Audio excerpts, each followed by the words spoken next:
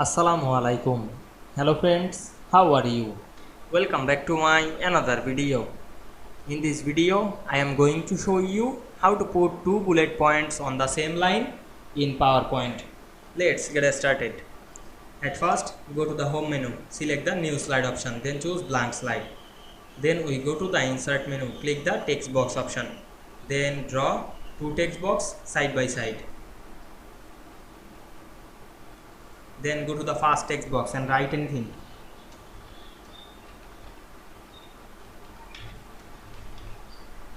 Then select the text, click and drag on our mouse. Then go to the home menu and choose bullet point option. Then go to the second text box. Then click inside the text box. Then write another text.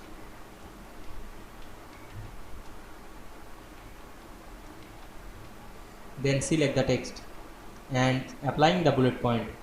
Now we can see we add multiple bullet point on same line very easily. I hope you enjoyed the video. Please like, comment, share and subscribe my channel. Thanks for watching.